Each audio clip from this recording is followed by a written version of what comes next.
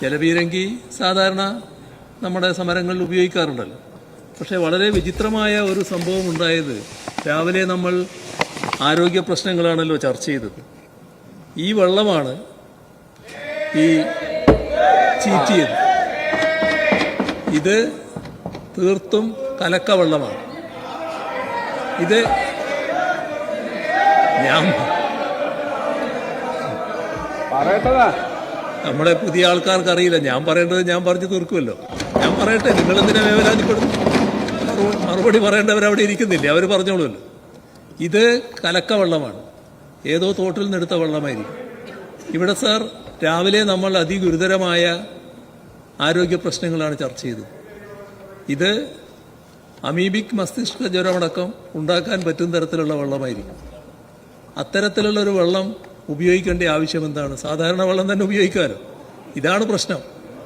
ജലപീരങ്കി ഉപയോഗിച്ചോ എന്നത് സാധാരണ നടക്കുന്ന കാര്യമായിരിക്കും. പക്ഷേ വെള്ളം ഈ തരത്തിൽ ഉപയോഗിക്കാമോ? അതാണ് പ്രശ്നം. അത് ഗൗരവമായി ഗവൺമെൻറ് കാണേണ്ട ഒരു പ്രശ്നമാണ്. എന്താണ് ആഭ്യന്തരമന്ത്രിക്ക് അതിൽ പറയാനുള്ളത് എന്ന് അറിയുന്നത് നല്ലതാണ്. കേരളത്തിൽ ആദ്യമായിട്ടല്ല ജലപീരങ്കി പ്രയോഗിക്കുന്നതെന്ന് മുൻ മുഖ്യമന്ത്രിക്ക് അറിയാവുന്ന കാര്യമാണ്. ബാരിക്കേഡിന്റെ പുറത്തേക്ക് ആളുകൾ കയറുമ്പോൾ സ്വാഭാവികമായി പോലീസ് ജലപീരങ്കി പ്രയോഗിക്കാറുണ്ട്. ജലപീരങ്കിക്കുള്ള വെള്ളമെടുക്കുന്നത് കേരള വാട്ടർ അതോറിറ്റിയിൽ നിന്നാണ്. അങ്ങേക്ക് അറിയാവുന്ന കാര്യമാണ്. വാട്ടർ അതോറിറ്റിയിലെ വെള്ളമാണ് പോലീസ് ആ ടാങ്കറിൽ നിറയ്ക്കുന്നത്.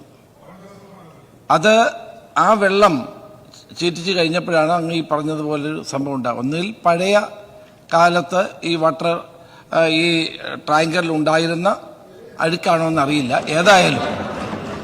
ഏതായാലും ഈ വെള്ളം കണ്ടാമിനേറ്റഡ് ആണെന്ന് അങ്ങ് പറഞ്ഞതിന് ശരിയാണ്. അപ്പം ഞാനത് പരിശോധിക്കാൻ വേണ്ടി കമ്മീഷണർ ഓഫ് പോലീസിനോട് ആവശ്യപ്പെട്ടിട്ടുണ്ട്. ആ വെള്ളം ലബോറട്ടറിയിലേക്ക് അയച്ചിരിക്കുകയാണ്. ഒരു കാരണവശാലും ഗവൺമെന്റിന് അങ്ങനെ ചിന്തയില്ല. വാട്ടർ അതോറിറ്റിയിലെ വെള്ളം ഉപയോഗിച്ചുകൊണ്ടാണ് വാട്ടർ ക്യാനെ നിറച്ചിട്ടാണ് ജലപീരങ്കി പ്രയോഗിക്കാറുള്ളത്. എല്ലാ കാലഘട്ടവും അങ്ങനെ തന്നെയാണ്, അല്ലാണ്ട് വേറെ എങ്ങൊന്നും എടുക്കില്ല.